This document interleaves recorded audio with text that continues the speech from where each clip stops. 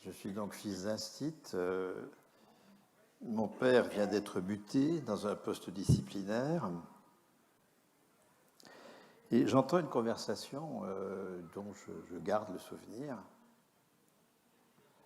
de mon père qui dit à ma mère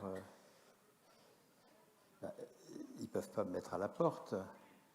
Et moi, j'imagine mon père attaché à la porte.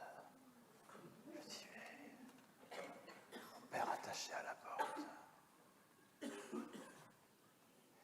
Et ce n'est que depuis peu de temps, finalement, vous voyez, dans ce retournement qui s'opère depuis 3 ou 4 ans chez moi, ce n'est que depuis peu de temps que je me dis, mais c'est pas ça qu'a dit mon père, il n'a pas dit sur ce ton. Il a dit, de toute façon, ils ne peuvent pas me foutre à la porte. Mais bien sûr que c'est ça qu'il a dit, parce que toute sa vie en témoigne. Lorsque l'inspecteur, dans les réunions pédagogiques, le passait au moment où il saluait tous les instits, pas lui. Bon. Lorsque, ayant les meilleurs résultats scolaires du canton ou du département, je ne sais pas, l'inspecteur lui disait « J'espère que vous n'avez pas la fatuité de penser que vous y êtes pour quelque chose. » Il revenait chez nous en rigolant. Il était sûr de son statut de fonctionnaire. Et il l'honorait. Il l'honorait par une liberté pédagogique totale. Il l'honorait en appartenant au dispositif, mais librement. Le statut de fonctionnaire, c'est quelque chose de grand, puisque c'est un statut de salaire à vie. Un fonctionnaire n'a pas d'emploi à vie. Les fonctionnaires sont les plus mobiles des salariés aujourd'hui. Dans le privé, on a tellement peur de ne pas retrouver d'emploi qu'on ne démissionne plus. Les mobilités volontaires, même maquillées en rupture conventionnelle, diminuent considérablement et la durée moyenne de l'emploi dans le privé augmente. On souffre, mais on reste. Du coup, les fonctionnaires qui se promènent, eux, avec leur salaire, qui ne passent jamais par la case chômage, sont les plus mobiles des salariés aujourd'hui. Donc, ce n'est sûrement pas de l'emploi à vie, c'est du salaire à vie. Parce qu'un fonctionnaire n'est pas payé pour son poste. S'il change de poste, il n'est pas mieux payé. Si le poste a plus de responsabilités, moins payé si le poste a moins de responsabilités. Il est payé pareil.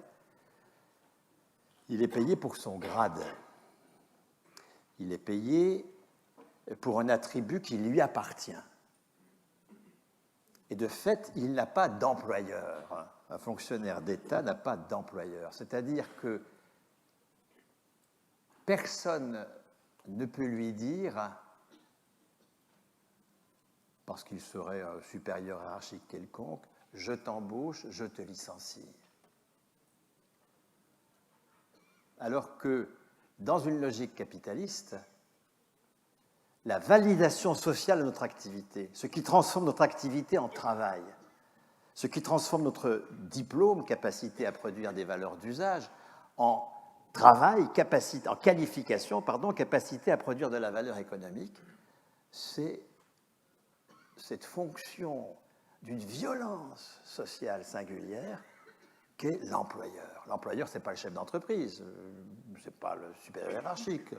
Tout cela n'a rien à voir. Il y a une hiérarchie dans le travail concret, mais ce n'est pas de ça quand on parle d'employeur. Un employeur, c'est quelqu'un qui, parce qu'il est propriétaire de l'outil ou parce qu'il est représentant du propriétaire, a ce droit absolument léonin de, éventuellement au doigt mouillé, dire qui travaille, qui ne travaille pas, de valider socialement notre activité. Cette fonction-là doit disparaître. Et elle a disparu dans la fonction publique, en tout cas d'État. Voilà une sacrée conquête de la classe ouvrière. Loi d'octobre 1946.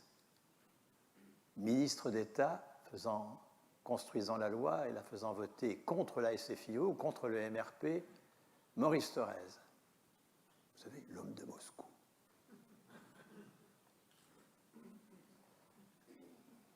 Jeté dans la boue de l'histoire nationale.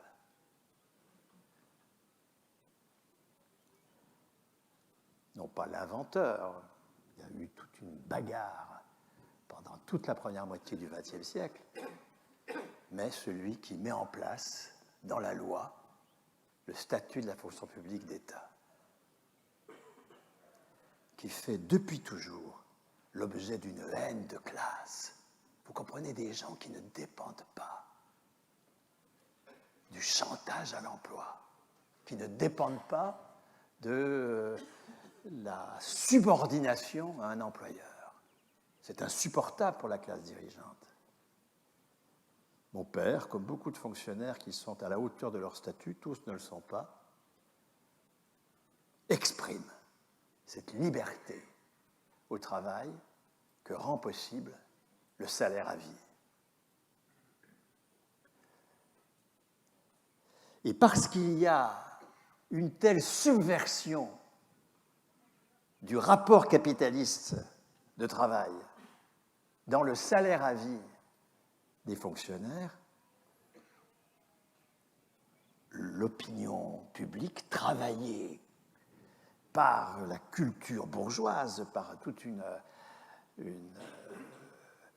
production intellectuelle de la classe dirigeante, dit que les fonctionnaires, ça ne produit pas, ça dépense.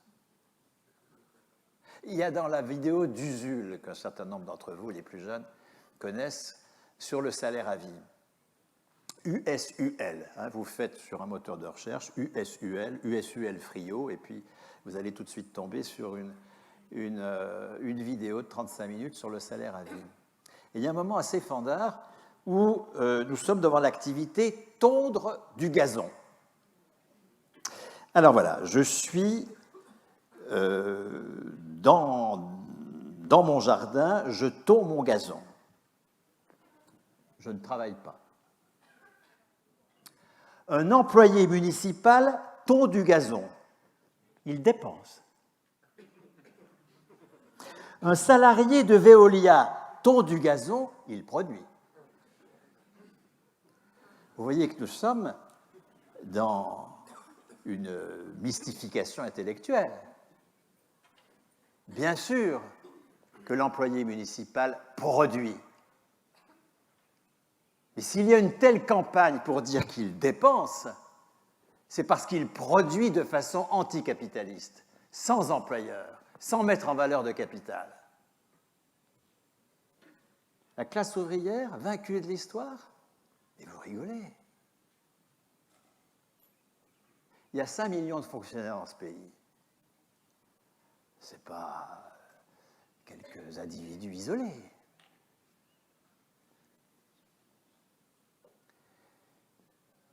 Lorsque nous achetons une automobile, nous ne disons pas que par notre travail, nous faisons vivre les salariés de l'automobile. Nous finançons leur travail et eux-mêmes financent le nôtre en achetant, avec le prix d'achat que nous avons versé, en achetant les marchandises que nous produisons, nous. Il ne nous viendrait pas à l'esprit de dire que c'est nous qui faisons vivre les salariés de l'automobile. Alors pourquoi disons-nous, en payant des impôts, que nous faisons vivre les fonctionnaires? En payant nos impôts, bien nous payons un service qu'il nous faudrait payer beaucoup plus cher s'il était fait selon une modalité capitaliste. Là, on a un exemple en grandeur nature. Le système de santé. En Europe occidentale, où il est assuré globalement de façon non capitaliste, ça représente entre 10 et 12% du PIB. Aux USA, où il est assuré de façon capitaliste, on est à 18% du PIB. Ça coûterait 50% plus cher aux salariés du privé si c'était une production capitaliste de santé à laquelle ils avaient affaire. Alors arrêtons de dire que les soignants dépensent. Ils produisent de façon non capitaliste et cette production est reconnue par du salaire qui vient de la sphère marchande, mais qui y retourne, puisqu'avec leur salaire, ils achètent les produits de la sphère marchande. Le non-marchand ne pèse pas sur le marchand. Le non-marchand produit des biens et des services nécessaires à la production de marchandises, et si le non-marchand était produit sur le mode marchand, ça coûterait plus cher, au contraire, à la sphère de la marchandise. Donc, vous voyez que nous sommes complètement marqués par une idéologie qui identifie le travail, la production de valeur, avec ces institutions capitalistes. Si bien que nous ne voyons pas que nous avons déjà inventé une alternative. Je rends hommage à mon père, qui, il ne l'exprimait pas comme ça, ce n'était pas son propos, bien sûr, hein, mais qui, par sa vie, m'a montré que nous n'avons pas besoin d'employeurs pour travailler, et qu'on travaille bien mieux sans employeurs.